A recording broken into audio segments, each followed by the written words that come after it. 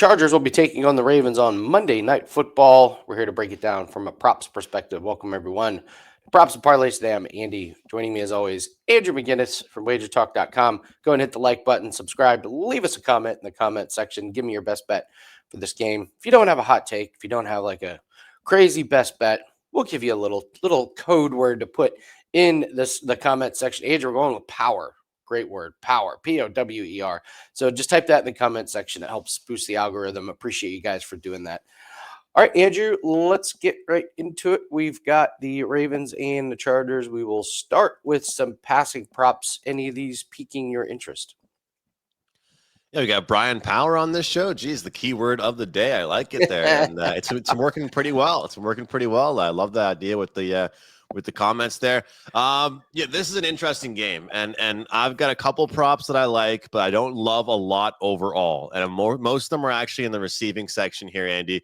But what I'm going to look for mostly with Lamar is actually going to be over 1.5 passing touchdowns, and I'm actually going to look at over on passing attempts. You know, people look at this team as a running team. People look at him as a running guy. They look at obviously what Derrick Henry has been able to do this year. But at the end of the day, you also have to look at the numbers you're getting. It's what we always talk about, right? And I think that the number has just gotten a little bit too low sometimes for his passing attempt numbers. And you got to think, I know that he's been such a star in this league for so long, but if you look at some of the plays they've made this season, they're not exactly bombs downfield. He's not throwing the deep ball a ton. And what I say every single week here on the show is that if that's not the case, if your time of possession is up there in the top of the league, that means you're passing the ball a ton.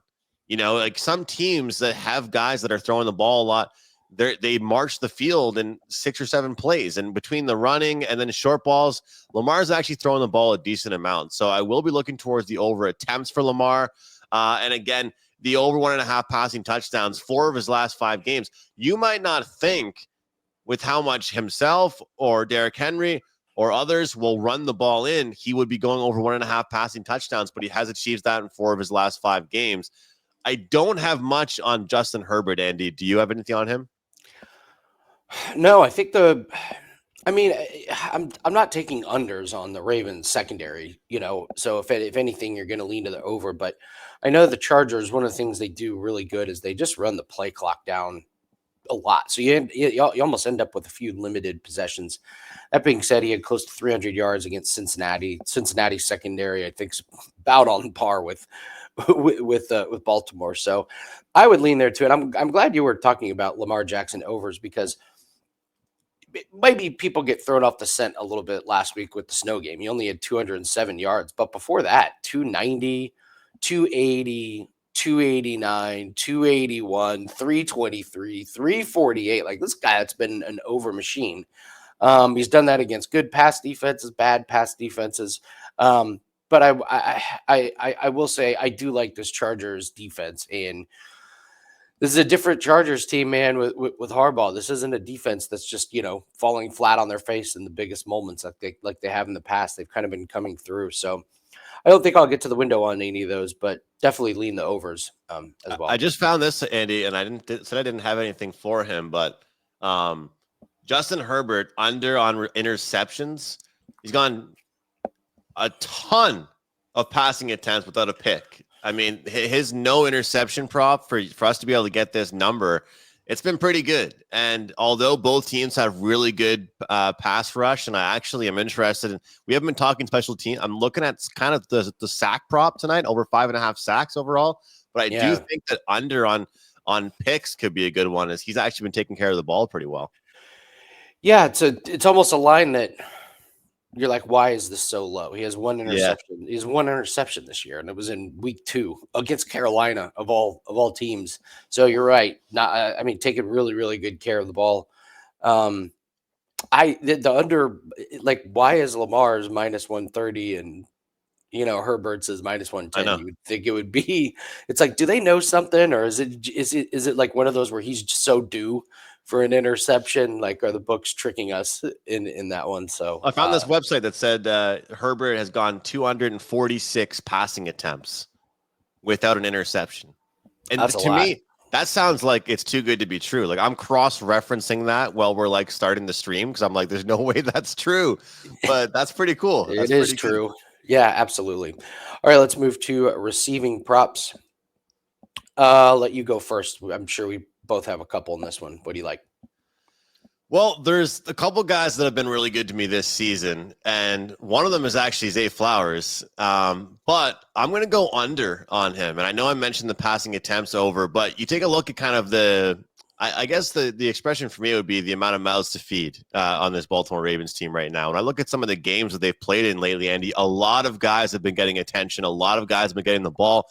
A lot of guys have been getting a lot of receptions. And so if that's the case, I mean, look at the number for Likely. Look at the number for Mark Andrews. 2 tight ends that will be getting the ball a couple times each, most likely. Rashad Bateman, you mix in a couple of these guys. If even Derrick Henry catches a ball, it takes away an opportunity from Zay Flowers. So I'm going to look towards under 59.5 for him. And Isaiah Likely over 2.5 receptions. I like that. Remember, this is a guy that people were saying, oh, is he replaced Mark Andrews? Is he the new guy? Like there was all this being said before the season began. And now they've kind of had that 1-2 punch, but he's still been involved. And this is kind of a weird stat, but if you look at his receptions, his receiving yards, and even touchdowns, he's been far better on the road, Andy. Far better. Like, and I didn't used to look at road home splits when I'm looking at hockey and NFL props, but now I can't stop looking at it because sometimes it just sticks out to me a little bit. So those are two that I like there. As far as that's concerned. And then Quentin Johnston is a guy that I've been liking, but I'm thinking Palmer over on receiving yards might be a guy to look towards tonight. He's gone over this number in 6 of his last 7 games, and they don't really adjust the number for him very much. And let's not forget, Baltimore's defense has actually given up some points recently, given up some yardage, and I kind of like that low-hanging fruit of a number like that versus, a 66.5 or 42. I mean, you get a pretty good number there with 36.5. Palmer's been playing some pretty good football. I like Will Dissly here at the 42.5. This is a guy that had 80 last week. And Ravens, I mean, on the season, they're the 3rd worst against tight ends. They give up 66.9. 66.9. I don't know what you could. It's okay, Andy. You can round up and say 67. 67 yards per game.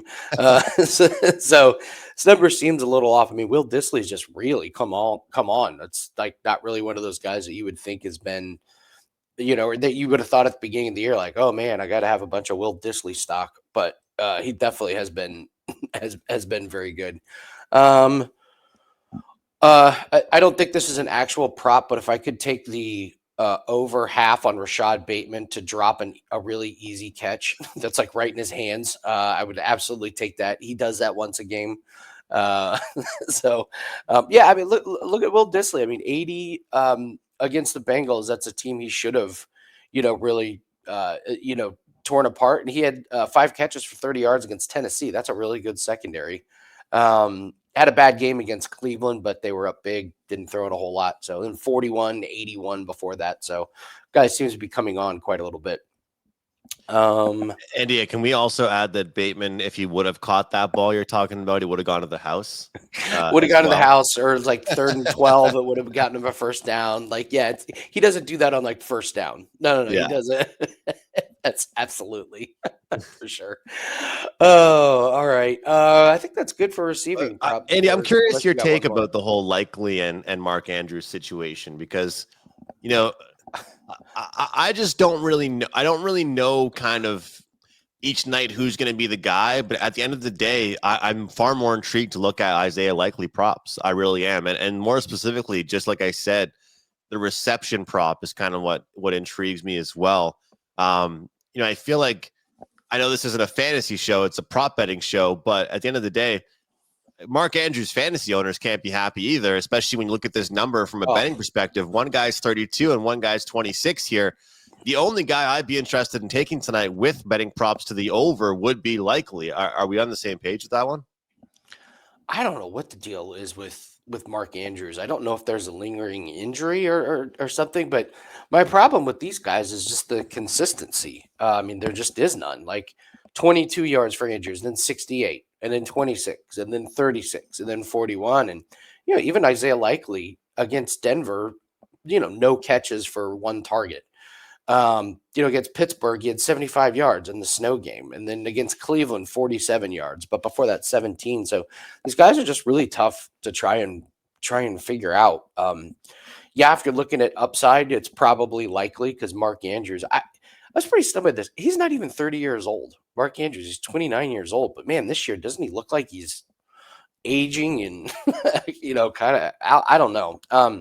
I would go with likely over Andrews just because you're getting an extra 6 yards. And I'm not really sure there's a huge difference between the two of them. So, yeah, I can't say I have a super strong opinion. So I will say who's more likely to get a really long pass, it's Isaiah Likely. Like he's got a 42 yarder, a 25 yarder, a 26 yarder, a 49 yarder this this season. So he's got the upside for the explosive plays. So all right, Andrew, real quick, tell everyone what you have up at Wager Talk. Got a lot of good stuff going on up there. Andrew, what do you got?